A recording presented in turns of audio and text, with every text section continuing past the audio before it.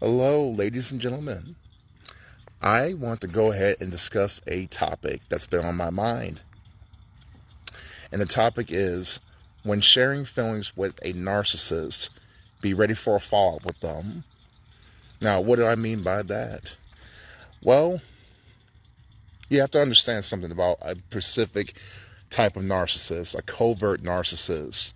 Not really talking about the malignant, the people that get in your face, the ones that are really agile and, kind of scary. They really have no problem throwing temper tantrums with you in public.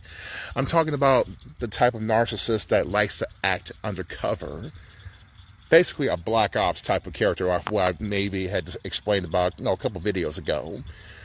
This said person has a very specific need for certain type of people, right? They have categories of what they put certain people in their lives most of the time. So if they think of you as the person that is the funny guy, they want you to be the funny person. If they think of you as the mentor, they need you to be the mentor at all times. If they view you as the person that's kind of pathetic in their lives, and it's somebody that they can constantly one-up in some way, they constantly want to one-up you in some way, shape, or form, they want you in that type of position. With that being said, if you're the funny guy, you can never be serious. If you're the mentor, you can never be a person that asks questions. If you are the pathetic person in their lives, that means you're never allowed to level up and improve your life in some way, shape, or form that might be better than what they got going on. They're not going to clap for you. They're going to be spiteful towards you in some way, shape, or form. Another thing, too, is if they want to use you as an emotional tampon or an emotional punching bag of some kind, where they want to have all the equity, they want to have all of the space and plenty of ground with you to express all their feelings, whether it be positive emotions, whether it be negative emotions.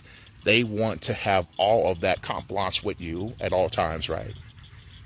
And you have to be able to sit there and listen to them and be there for them, be their support system, be their cheerleader. Woo! You have to be all of that for them specifically. But what happens when you ad-lib? What does ad-lib mean? It really means to do things without preparation. There's no prepping any of this. When you come up with genuine said emotions on the spot, and you feel like you can come to them about anything, right? You want to actually express your emotions, your feelings, what's inside of your heart. When you do something like that with this type of person, ladies and gentlemen, be prepared for falling out. Once you decide to come to them with an emotional type of story, some type of set feeling, or you want to be genuine and actually tell them how you feel about certain things about them, once you do this, I can guarantee you within a 30-day time frame, you're going to have a falling out with them in some way, shape, or form. It's going to have a blowout. Your relationship, your friendship is going to have a blowout of some kind. Because how dare you ever have genuine emotions that is not prepped by them? How dare you think that you can actually express anything that is genuine and loving towards them without them saying that it's okay to do that? They want to have complete control over the interaction between you and them at all times. That means no ad-libbing whatsoever. You cannot do anything like that. And if you do, guess what? They're going to make the situation uncomfortable. They may act at first genuine, like it's okay for you to open up to them. They will do that on the spot to save face, to keep the mask on, to keep the mask on. But once they get away from you, they're going to start plotting of how to break this connection down, because you have violated the terms. You have violated a contract that you had no idea even existed between you two. You thought it was free reign to express your said emotions with this said person, but it's not like that, though. It's not like that. You were supposed to be the person that will listen and shut up whenever they're done with you, and they walk away from you. That's okay. It's supposed to be just that way. You're not supposed to reach out to them outside of a said situation, a said time and place. How dare you? How dare you send them a text message or anything asking about their whereabouts or just asking them if they're okay? You're not allowed to do anything like that. No way. If you really think about it, this said person, if they want to know something about you, they're probably going to reach out to somebody else to ask you instead of just simply asking you themselves, because they don't want to have that personal connection with you. You know what I'm saying? They want to touch you from a long distance. They want to reach out to you with a long, spoon, basically. They don't want to actually give you the information or ask you a question, because that would make you feel like you're equal to them. And they don't like the idea of you being equal to them. They want you to feel the exact opposite. They want you to feel so thankful that you even have any connection with them whatsoever. Even if it's the most minute, unlucky type of connection imaginable between two human beings, even if it's that unlucky, you're supposed to be thankful that you even have that with them.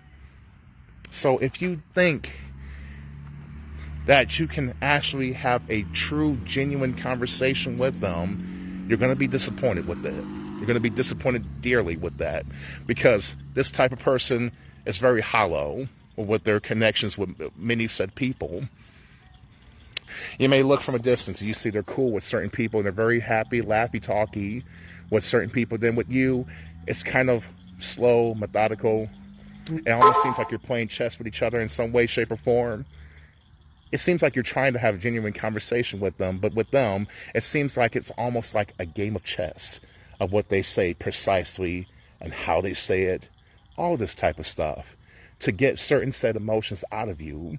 You see what I'm saying? It's not a genuine two-way connection, a two-way street connection. It's nothing like that.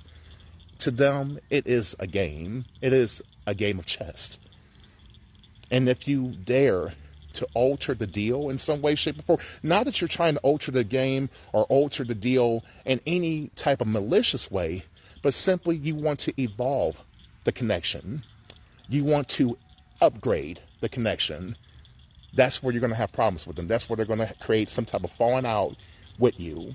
Whether they're going to make it extremely uncomfortable, they're going to stop communicating with you, they're going to ghost you, or they're going to make situations where they tell certain people, oh yeah, I really need to sit this person down and tell them that I'm not interested in them.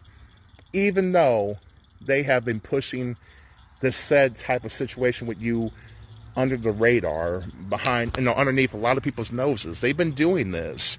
But whenever they're actually on the hot seat, they don't want to admit to it. And that's okay. You know what? That's them.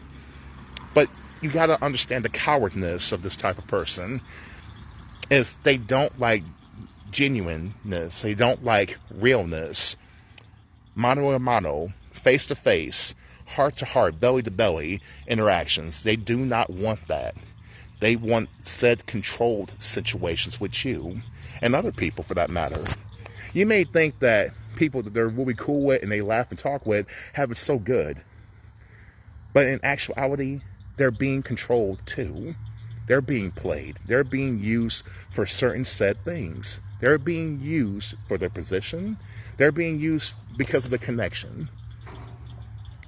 They don't really care about that said person. You may think the narcissist cares about certain people and they treat certain people so well, but trust me, they're being played. They're being used in some way, shape, or form. You just can't see it.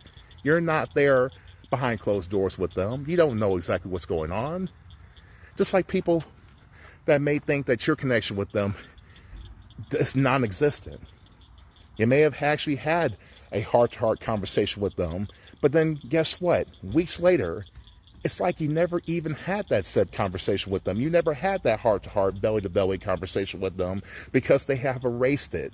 Because in some way, shape, or form, they are kind of mad at you that you would even think you can have that heart-to-heart conversation with them in the first place, because they feel like they're so much better than you. They deem themselves way better than you. You just didn't know it. But it's okay to be kind of in the dark about these things and be naive, because many people think that they can just connect with people and they think that it's going to be just fine. It's going to be a nice, plain, even field. to actually give information and give feelings and stuff between two human beings. That may be true between two normal, regular people, humble people. But when it's between a humble person and a narcissist, no, you're not going to be given that type of connection at all. You're going to be played, most likely. You're going to be used in some way, shape, or form, whether you realize it or not. But eventually, some way, shape, or form, that situation will diminish eventually. It may take a matter of days, weeks, months, years. But eventually, the empath, the person that is showing the true, genuine emotion, will become too much for the said narcissist, and the narcissist will have to evade. Or maybe the empath may kick the damn narcissist to the curb. You never know about that. That's possible too.